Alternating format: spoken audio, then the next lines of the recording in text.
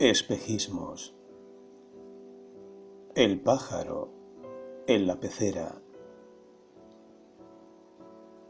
Como un pájaro en una pecera.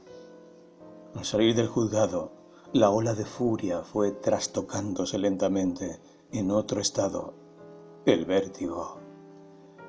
Una acción, pensó sintiendo el miedo en la boca del estómago. Una acción que había dejado de manera irreversible en manos de la realidad. Esa oscura e impredecible realidad cuyas leyes no podía evaluar con suficiente criterio.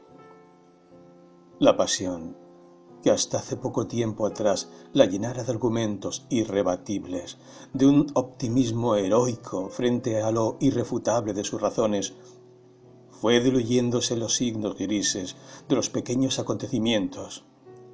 La solemnidad intimidatoria del Palacio de Justicia, la frialdad de los empleados del juzgado, las formas despersonalizadas bajo las cuales sus palabras se aguaban en un discurso híbrido, poco reconocible a sus oídos, en especial cuando leyó su propia declaración cargada de aquella materia extraña que convertía sus palabras en una aseveración abrumada de insinuaciones amenazantes. Como un pájaro en una pecera, le diría más tarde a Caro, cuando comenzaran a llover sobre ella las incriminaciones más inusitadas. Te acusan de falsa denuncia. La voz de Caro era como una profecía erigiéndose sobre el futuro de su vida que veía desmoronarse sin más remedio. Luces de neón publicaban su nueva identidad jurídica, la demandada. Así, envuelta en un halo de sospechas, mirando de soslayo hacia aquí y hacia allá, la mujercita cruzaba la plaza de tribunales una y otra vez, de juzgado a juzgado, acumulando fotocopias de expedientes en un sinfín de fojas que inundaba sus acciones ya no suyas. Una extraña voz hablaba por ella. Abogados ventrílocos tomaban la palabra. En nombre del supremo interés del menor y de su integridad psicofísica, hago saber a su SS que en el día de la fecha se ha presentado como hecho nuevo. Y aquí el nuevo rostro extendido detrás de los rostros.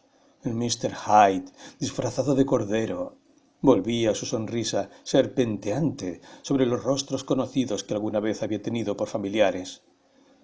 Cada quien actuaba en aquel escenario según lo asignara su necesidad o los oscuros resortes del mecanismo que determinara aquel tablero de trampas siniestras. Sí, esa era exactamente la palabra. Siniestra. Volvió a pensar Lelia. Y allí estaba, entre los estrafalarios escritos, las plañideras declaraciones de los padres de la escuela de Karen. Caían las máscaras de la vida, destapando la verdad de una oscura naturaleza humana que se solazaba en el cenagal de los expedientes.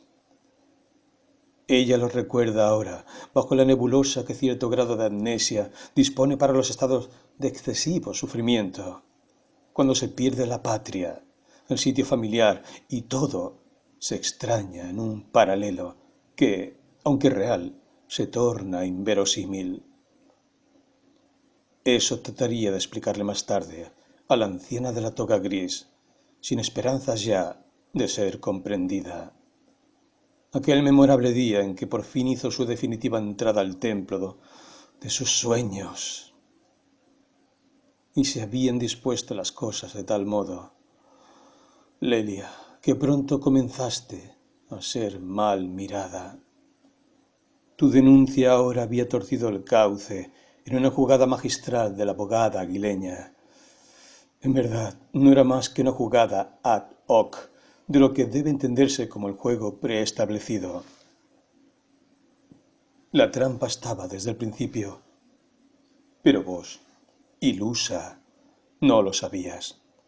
Torcieron tu denuncia con innumerables pericias.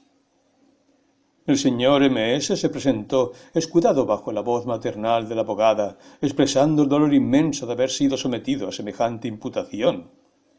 Siendo que había amado a su mujer como a nadie en el mundo y que su hija era la luz de su existencia, y vos leías aquellas palabras en FS 39 y sentías que te aprisionaba el pecho el frío de la culpa.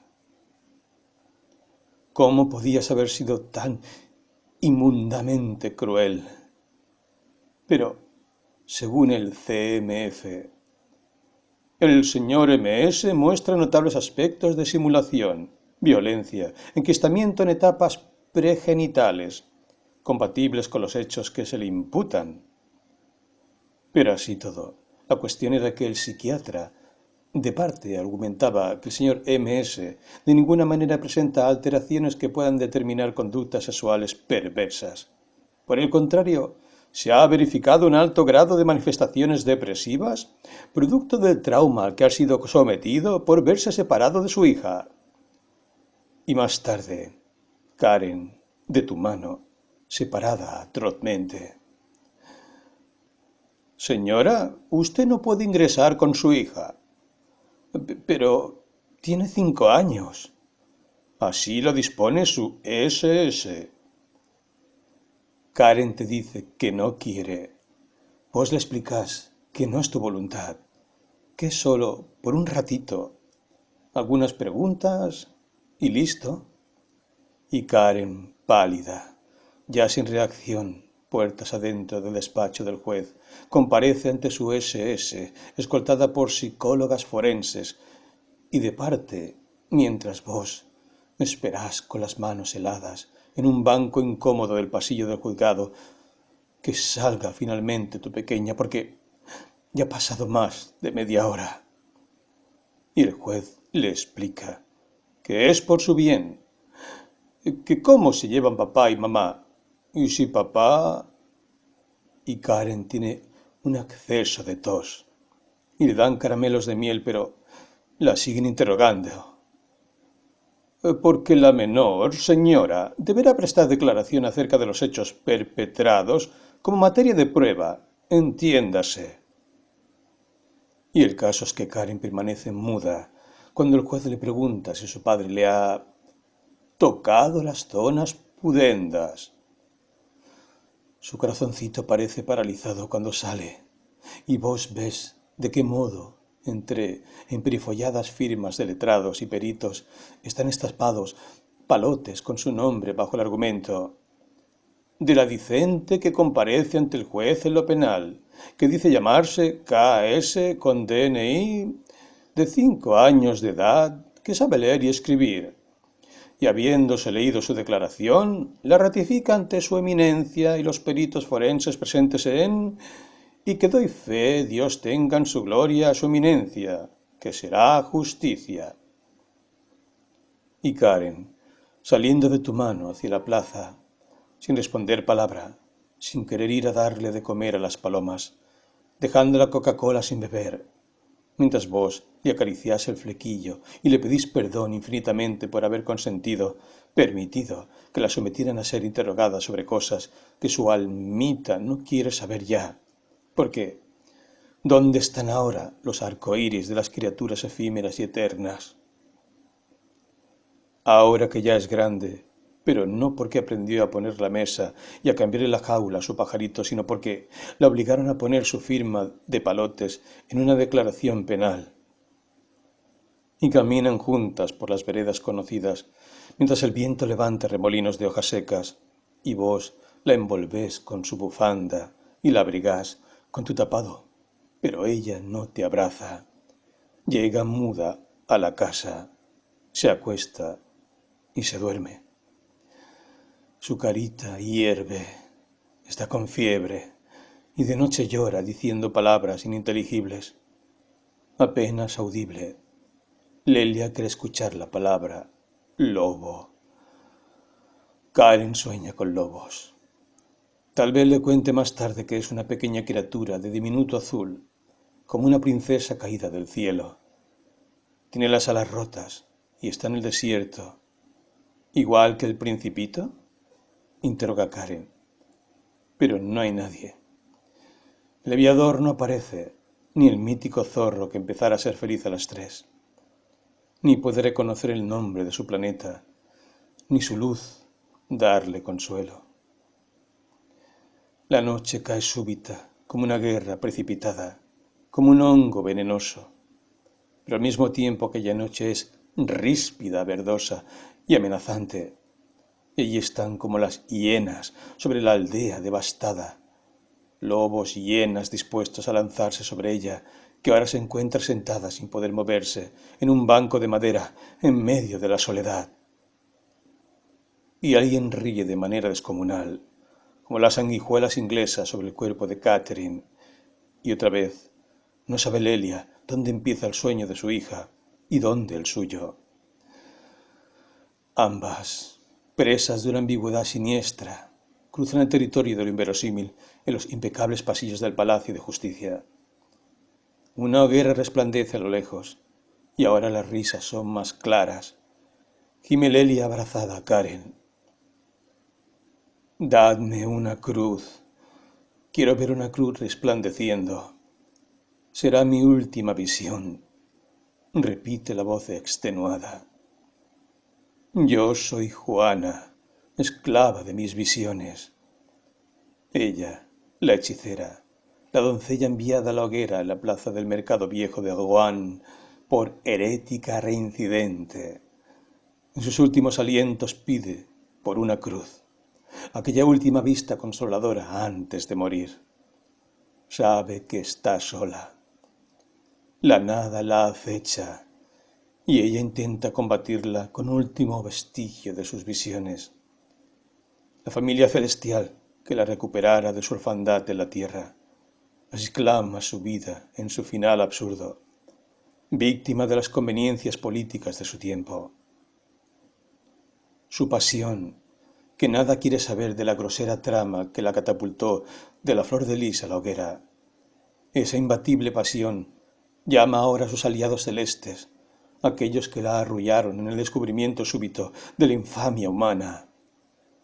La huérfana que ha peleado por todas las doncellas vejadas bajo la imagen de una Francia cautiva, se dejará apagar bajo el halo asfixiante que la desmaya antes de que su cuerpo arda en el final del rito.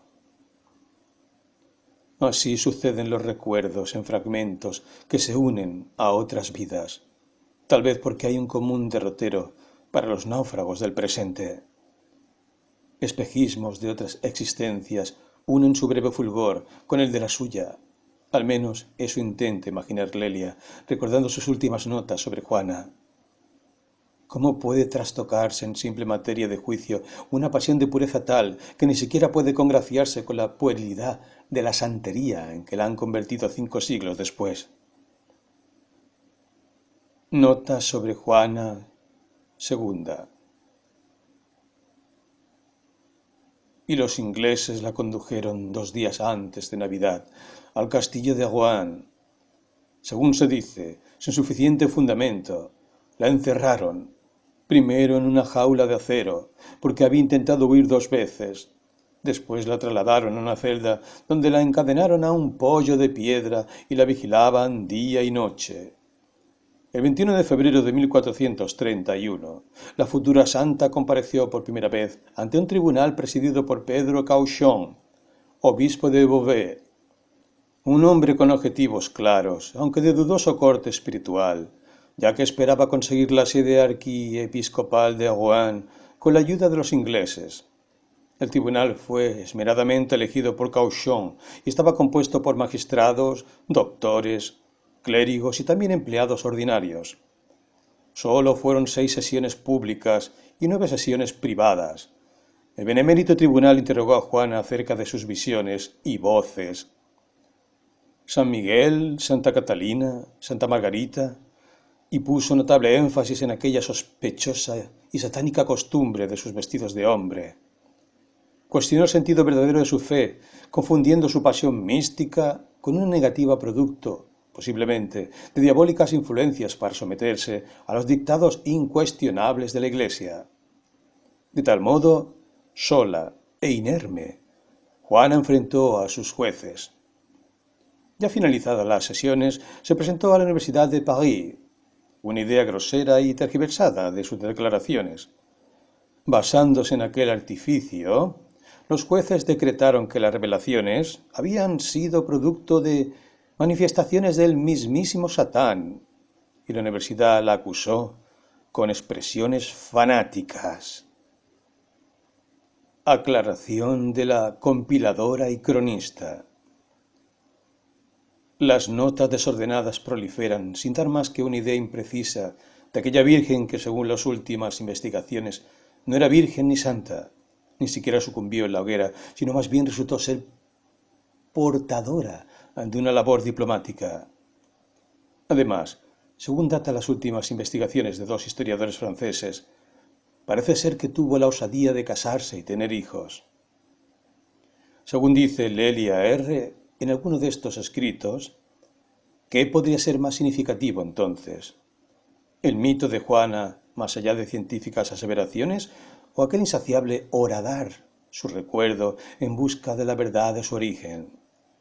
¿En qué punto lo real es verdadero y en qué punto lo verdadero trasciende lo factible en una nueva resurrección de la escritura?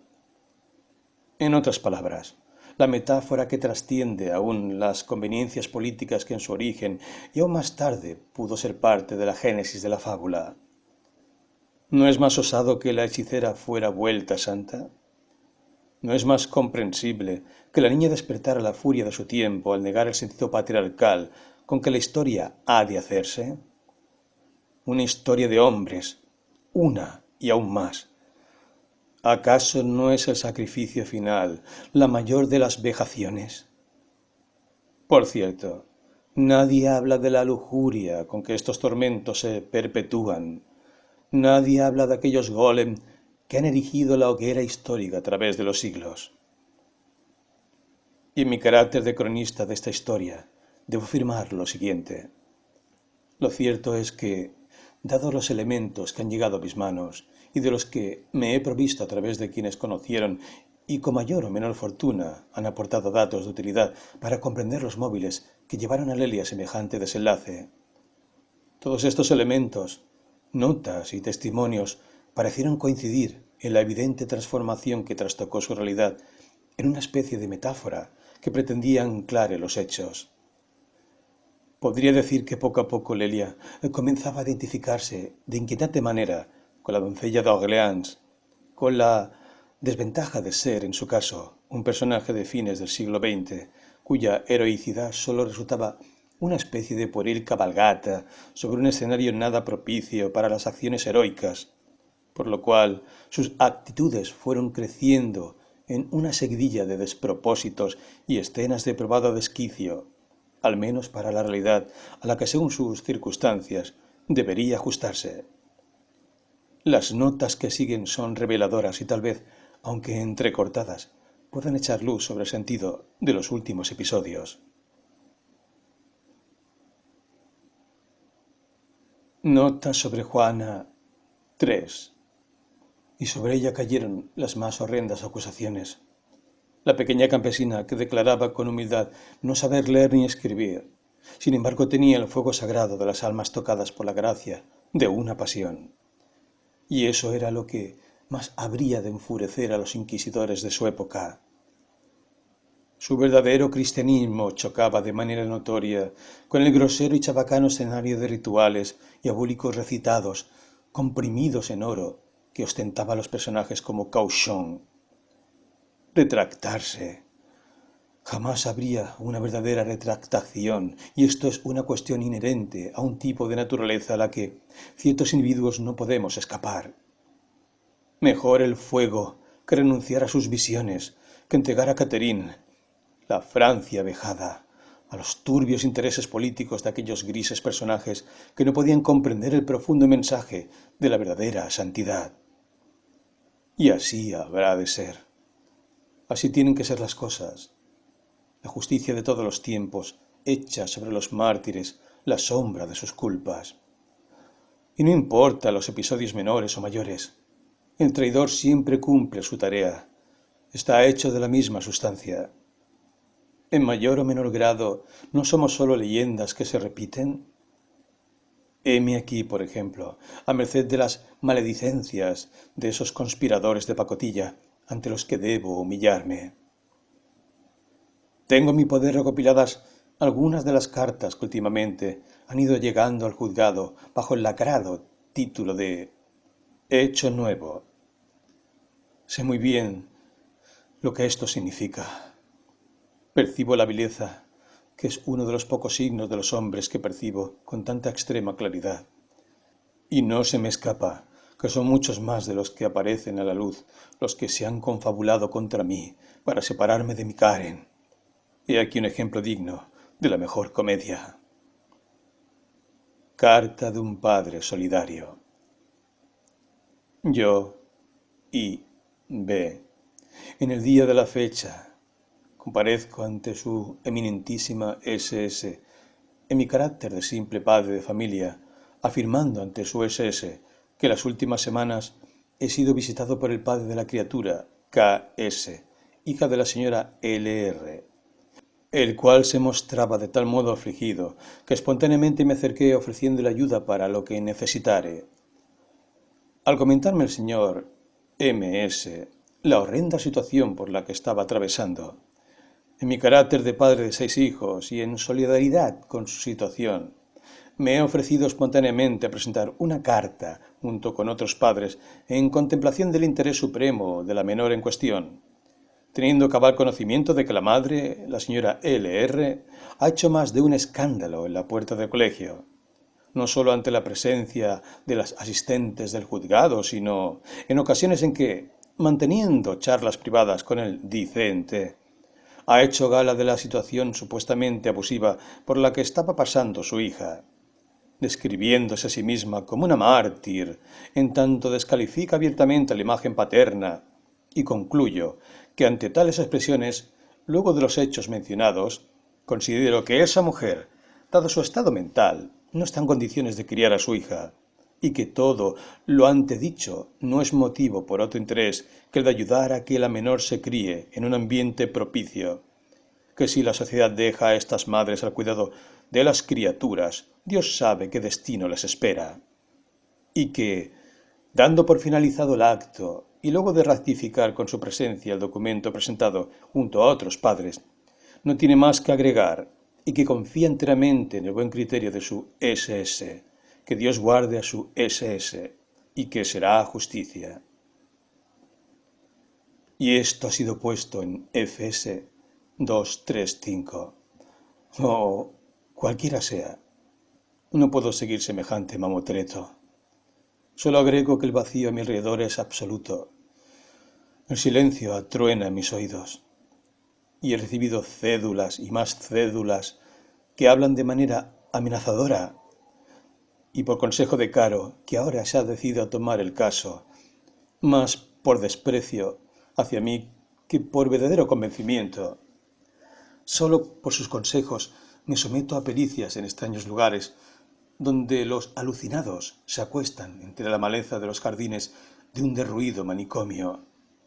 Y yo, encerrada en un cartucho, tiemblo ante una nueva licenciada E, repitiendo imágenes fantasmales que se duplican en mi mente, mientras la avezada profesional lee mi alma a través de los tan mentados test de Rorschach y me pone en un tubo de ensayo que luego mezcla con alguna sustancia desconocida para inferir algo que, según creo, alguna vez yo supuse era mi alma, pero que ahora son aspectos depresivos de corte patológico, con un alto componente narcisístico sumado a una cuestionable identificación paterna, más estados compatibles con alteraciones histriónicas y otros elementos de carácter disociativo en lo que hace a los primeros recuerdos infantiles arrojados a la curva del olvido, etc. Y salgo entre zumbidos de moscas y risas de hombres y mujeres que se revuelcan entre los jardines de zarzas del hospital. Y alguien me dice que el mundo no está preparado para ser salvado. Veo ante mí un adolescente con cara de Cristo, que se para ante mi paso y repite esto al menos 3 veces, y luego deja que su rostro se inunde de lágrimas, y cae sobre mí en un abrazo viscoso, del que no puedo deshacerme hasta que un hombre de guardapolvo blanco se acerca, lo toma del hombro y le explica que no soy la Virgen María. y yo escapo hacia no sé qué sitio bajo un sol vertical que delata mi aspecto miserable, y sé que debo llegar a casa y refugiarme entre mis papeles. Sé que el porvenir es un nudo de acontecimientos al que yo llamo en ocasiones la confabulación de las circunstancias. Pero eso es en verdad porque no quiero parecer una loca que imagina que todos la persiguen, aunque a esta altura... Y Lelia piensa, no sin cierto doloroso placer, hasta qué punto aquel nubarrón inespecífico va tomando la forma de un ejército, un frente de batalla al que debe enfrentar con los pocos recursos que le quedan.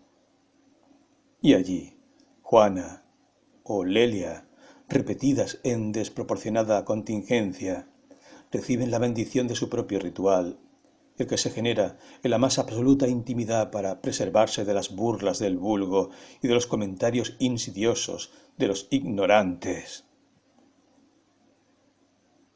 Notas sobre Juana 4.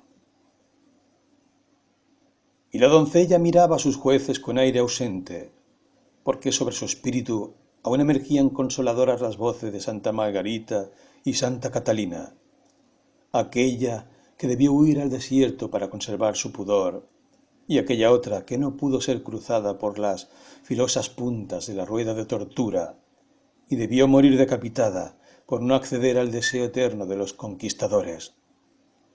Cuerpos femeninos que son templos cuya llave sólo está en manos de su hacedor. Y así debió sentir Juana las suaves voces que la alentaban a no claudicar ante los hombres, aquellos que querían confundir sus visiones, su pobre leal familia celeste, con perfidias de hechicería o voces del demonio. ¿Y por qué? Le preguntaban. Había sido portadora de una espada. ¿Qué Dios puede incitar a la matanza? Pero Juana conocía de la sagrada furia, y su espada no era otra que la que quitaba de su yugo eterno a su hermana Catherine. Ya no rondaría en pena su fantasma, al fin volvería al éter. Era su deber devolver la paz al atormentado espectro de su hermana. Francia no estaba perdida en tanto hubiera una doncella que pudiera preservar la dignidad de sus hermanas. Y ella dijo que Karen no iría a aquel sitio donde debería encerrarse con su padre, y una licenciada de rostro pajizo que la obligaba a quedarse y la filmaba en una cámara Gesell.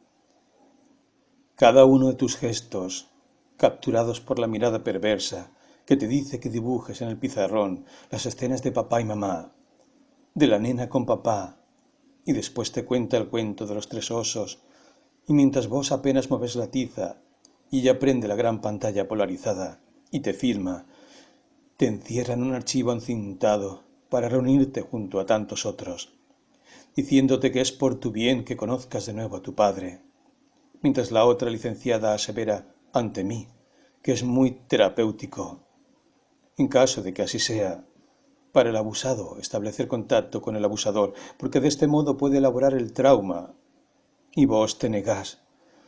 No querés oír los cuentos, la tiza se te cae de las manos y salís intempestivamente hecha un mar de lágrimas, porque te dijeron algo que no querés contar, y me pedís irte muy lejos, a un lugar donde se pueda rebobinar la vida.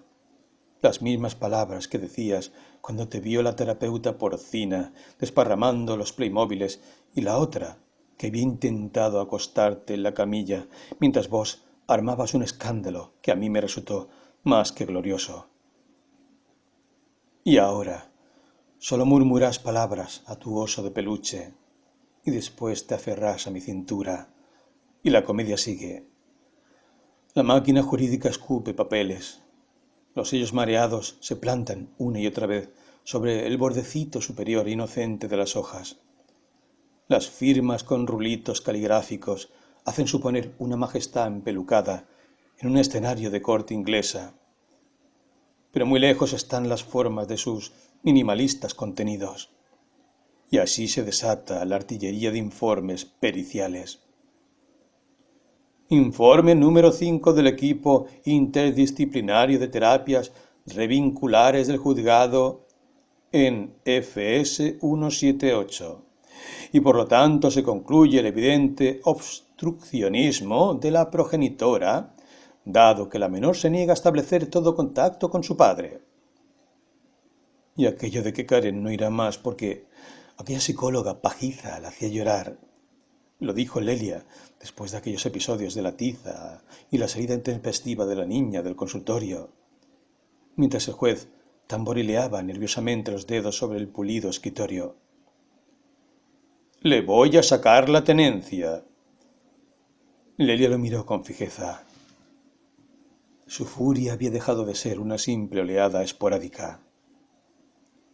Ahora era un mar quieto, eléctrico, agazapado con los amarillos ojos de una Circe, una hechicera a punto de ser sentenciada. El paralelismo le brindaba una extraña fortaleza, basada, vaya a saber en qué atávico parentesco, que se atribuía con la hechicera niña. «Que le voy a quitar la tenencia, ¿me oyó?», gritó el juez desde su lustre opacado por el gesto agrio con que profería estas palabras. Lelia lo miró con cierta vaga sonrisa. El juez espetó nervioso. «Nadie le autorizó a mirarme así». «¿Tampoco puedo mirarlo?», preguntó. Una rara calma se había apoderado de ella. Era un odio estático, al que llevan años de silencio ante la crueldad locuaz con que los otros creen atribuirse el derecho a sitiar la dignidad propia. El juez se levantó a punto de dar un puñetazo sobre la mesa. Lelia degustó como un elixir aquel sorpresivo descontrol de su eminencia.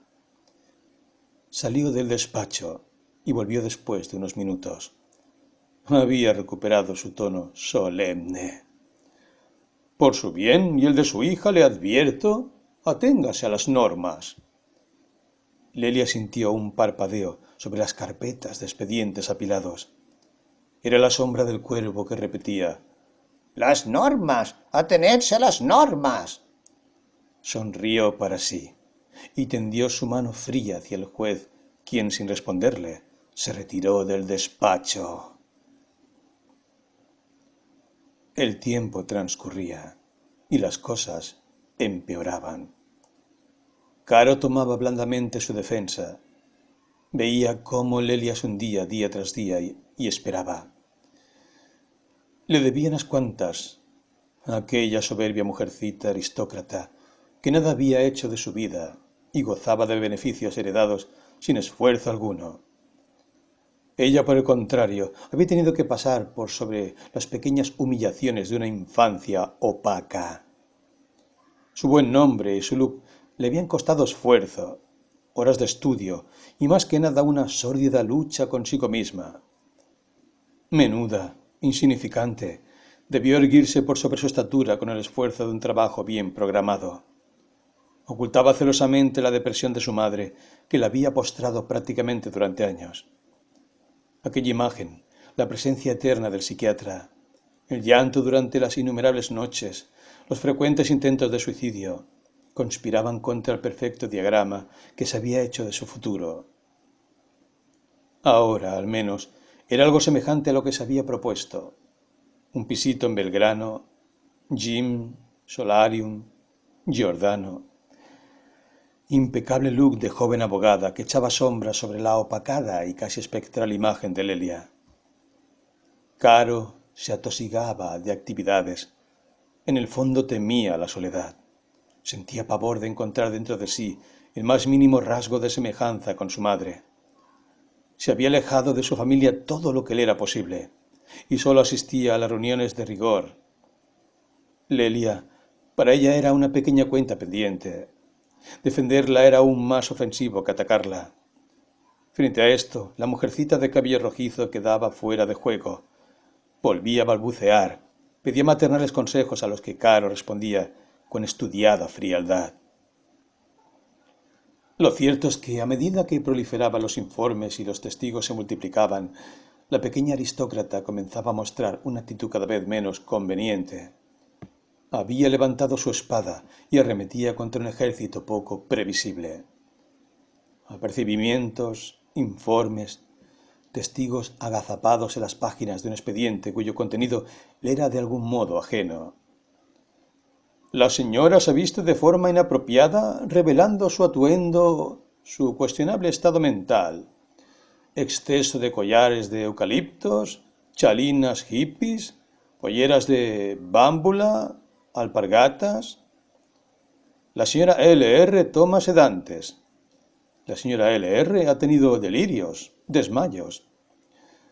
Me llama a cualquier hora alguien que se hace pasar por antigua, conocida o amiga, pero que Lelia no recuerda en absoluto. No lleva a la niña al colegio, alega otra. La saca de un brazo con violencia, afirma una madre de familia. Si toma pastillas, ¡ah! Y demasiadas. Eso después de haber tenido esas crisis y pasar un mes internada en el country de su tía. Las voces forman un coro chillón, como si pudieran transmutar el humano sonido al fonema ordenado en sílabas, en una desafinada horda de chillidos y guturales zumbidos de insectos.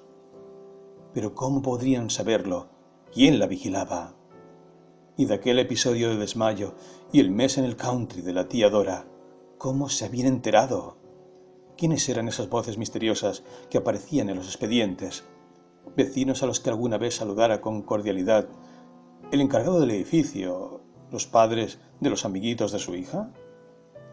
¿Rondaría Marcos descargando moneditas de agradecimiento? Pero cómo no. Sí, pronto sabría aquella buena nueva que decía que por el buen nombre y el honor del señor M.S., en resolución clara y concisa, con algunos arabescos propios de la serpentina y socarrona estilográfica de sus abogados, porque, en efecto, a su eminencia del juzgado civil se remiten al juzgado penal algunos informes que serán materia de interés para la causa en curso, dada la resolución de sobreseimiento, en vista de que no se han encontrado elementos probatorios suficientes para imputar al señor M.S. de abuso deshonesto, imputación promovida por la aviesa actitud de la señora L.R., que descaradamente ha mentido a la justicia, sin respetar el juramento de falso testimonio, y esperando que este sobreseimiento, que más que justo, aún así ha dejado un grave daño en mi defendido, impulsa a su eminencia, haciendo plena facultad de sus fueros, a tomar medidas correspondientes a fines de implementar el cambio de tenencia, dadas las características perniciosas y la mendacidad de la demandada, que ha hecho de su hija un objeto de disputa con el consabido desmedro de la integridad psicofísica de la menor, y que sin más que agregar y confiando en su incuestionable criterio, dejo en sus manos y en las de Dios la decisión final, y que Dios guarde a su S.S.